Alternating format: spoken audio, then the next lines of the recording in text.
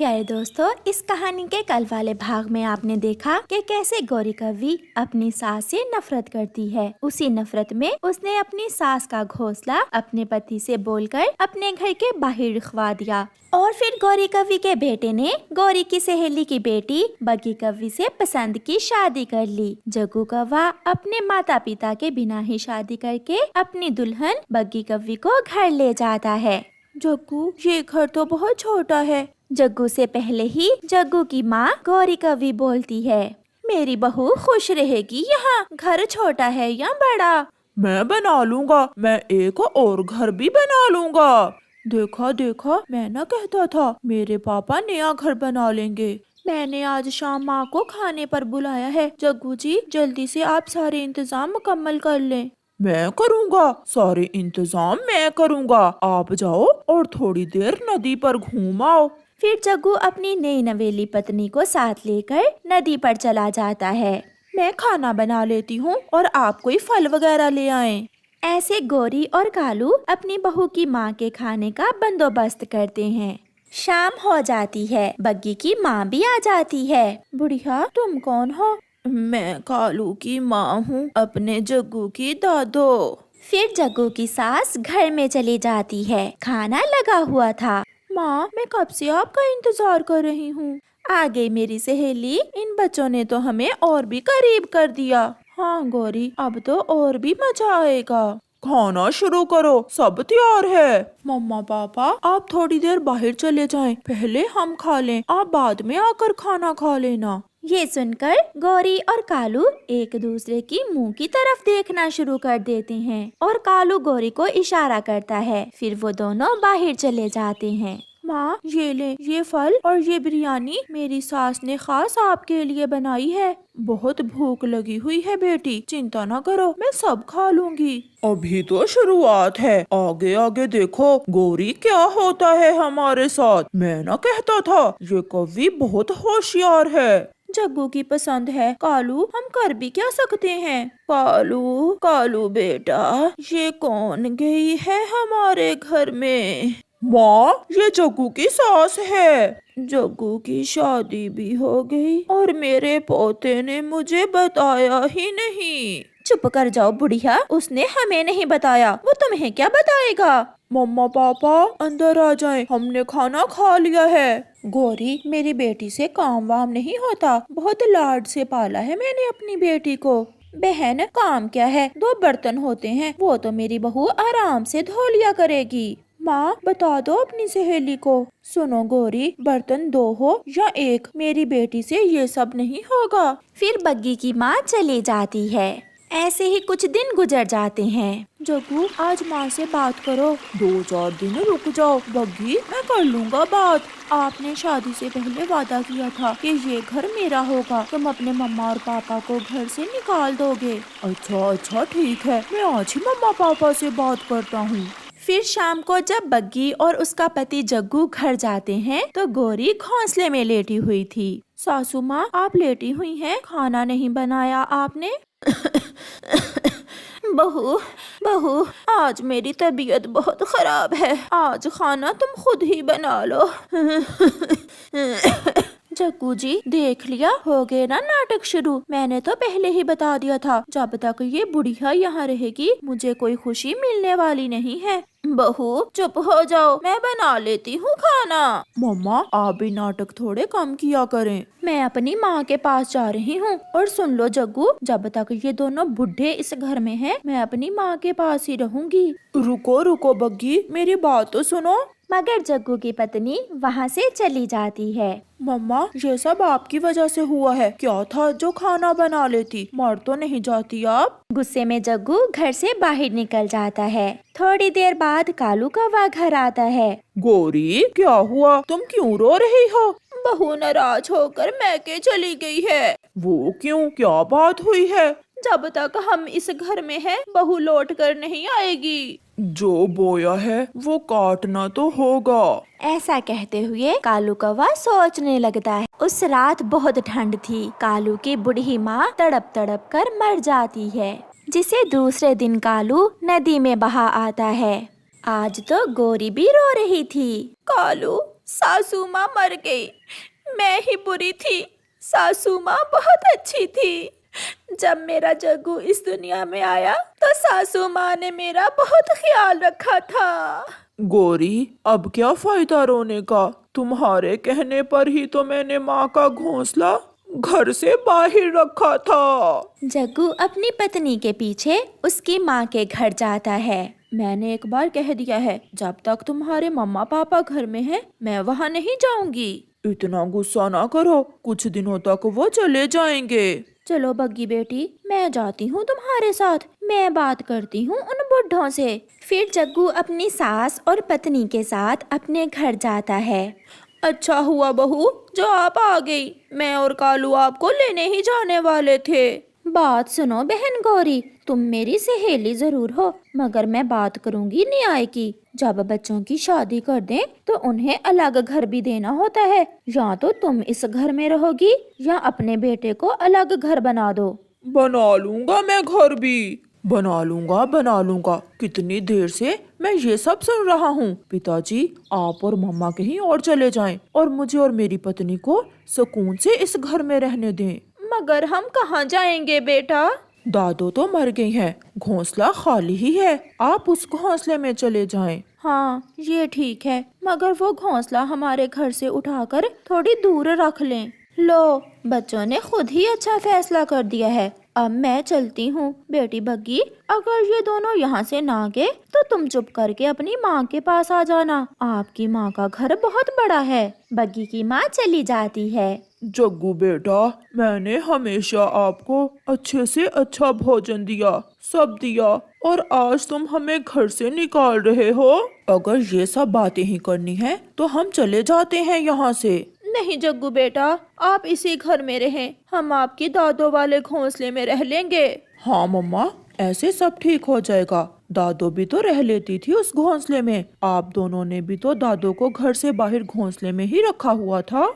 फिर गौरी और कालू चुपके से घर के बाहर पुराने घोंसले में जाकर बैठ जाते हैं। जग्गू जी, जाकर देखो उन्होंने घोंसला उठाकर थोड़ी दूर रख लिया है या नहीं। मैं जाता हूँ पत्नी जी, शायद आप भूल गए हैं, बग्गी ने कहा था कि आप ये घोंसला उठाकर घर से थोड़ी दूर रख लें। फिर गौरी और कालू एक दूसरे का मुंह देखते हैं। कालू, जो मैंने किया मुझे उससे बढ़कर सजा मिली है। सासू माँ का घोंसला तो मैंने घर के पास ही रखा था, मगर हमारे बेटे को तो हमारा घोंसला घर के पास भी अच्छा नहीं लगता। फिर गौरी और कालू वो घोंसला वहीं छोड़कर किसी अनजान मंजिल की तरफ उड़ जाते हैं। ये सब उन्हें उनके किए की सजा मिल रही थी। जैसा गौरी और कालू ने अपनी माँ से किया था, अब जग्गू और उसकी पत्नी उनसे उससे भी बुरा व्यवहार कर रहे थे। प्यारे दोस्तों, इस कहानी से हमें सीख मिलती है कि हम जैसा बीज बोते हैं हमें फल भी वैसा ही मिलता है। आपका धन्यवाद। गौरी कव्वी और कालू कव्वा अपने घर में बैठे हुए थे कि उनके दरवाजे पर दस्तक होती है। मैं देखती हूँ। गौरी दरवाजा खोलती है। गौरी बहन, ये लड्डू है, मेरे घर में अंडा आया है। इस खुशी में मैंने पूरे जंगल में लड्डू बांटे हैं। चिड़िया, केवल एक ही लड्डू? हम पति पत्नी दो हैं, एक लड्डू से तो तुम हमारी लड़ाई करवाने आ गई हो। आप दोनों मिल बांट कर खा लेना। चिड़िया चली जाती है। गौरी वो लड्डू अपने पीछे छुपाकर घर चली जाती है। तुम्हारे पीछे क्या है? क्या छुपाया हुआ है तुमने अपने पीछे गौरी? कुछ नहीं है, तुम जाओ और भोजन ले आओ। मगर कालू कौवा उठकर गौरी के पीछे देख लेता है। खुद खाओ लड्डू पेड़े और मैं जाऊं दाना लेने? वाह जी वाह, मैं भी लूंगा अपना हिस्सा, मैं भी लूंगा। ये लड्डू चिड़िया मेरे लिए लाई है, वो मुझे दे कर गई है।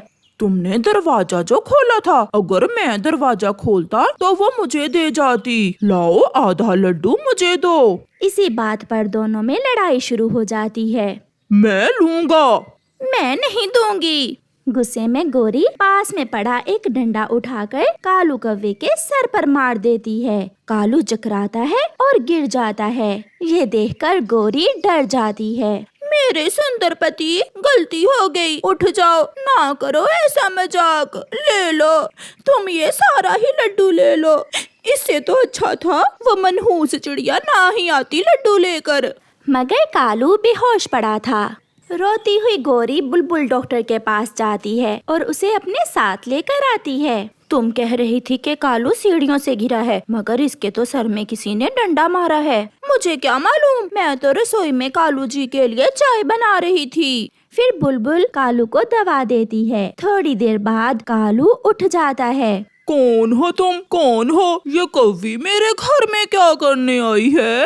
बस कर जाओ मेरे कालू कौवे, माफ कर दो। क्यों मुझे इतनी बड़ी सजा दे रहे हो? एक डंडा ही तो मारा है मैंने तुम्हें। कालू? कालू कौवा कौन? मैं तोता हूँ। खबरदार अगर फिर मुझे कालू कौवा कहा तो। गोरी, तुम्हारे पति की जान तो बच गई है, मगर ये अपनी यादाश्त खो गया है। बुलबुल चली जाती है। मेरी जाति के दूसरे तोते कहाँ हैं? मैं कौवों के घर में नहीं रह सकता। मैं अपने दोस्तों के पास, अपने दोस्त तोतों के पास जा रहा हूँ। कौवा घर से निकल जाता है।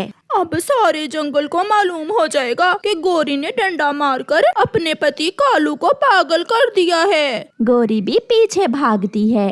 कालू कौवे, तुम क्या करने आए हो मेरे पास? नहीं नहीं दोस्त, मैं कोई कौवा नहीं हूँ। मैं तो एक तोता हूँ और तोता तोतों के साथ ही तो रहता है। चलो दोस्त, अमरूद खाने जाते हैं। मिठू, इस कालू का दिमाग तो खराब नहीं हो गया क्या? कालू कालू कालू, ये कौन है कालू? वो काली कौवी भी मुझे कालू कह रही थी और मोटी बुलबुल भी। कितनी बार कहा है, मैं कौवा नहीं तोता हूँ। मगर मिट्ठू और हरियाली तोती वहाँ से चले जाते हैं। कालू कौवा रोने लग जाता है। ये तोते मुझे कौवा क्यों समझ रहे हैं? मेरी ही जाति के तोते मुझे अपने साथ नहीं लेकर जा रहे। या वही हुआ जिसका डर था। गोरी, क्या हुआ है? तुम्हारे एक लड्डू की वजह से मेरी और कालू की लड़ाई हो गई। लड्डू का तो एक बहाना है, तुम तो हर समय लड़ते रहते हो। मगर इस बार बात बढ़ गई है। मैंने गुस्से में कालू के सर में डंडा मार दिया और उसकी यादाश्त खो गई है। वो खुद को तोता तोता बोल रहा है। गोरी, ये क्या किया तुमने? तुम इतनी भी जालिम हो सकती हो? चिड़िया, अब बचा लो मेरे कालू को। वो तोतों के पास गया है, मेरे साथ चलो, हम उसे समझाते। फिर चिड़िया और गोरी कौवी कालू को ढूंढने जाती हैं। थोड़ी दूर उन्हें एक पेड़ पर कालू बैठा हुआ दिखाई देता है। वो रो रहा था।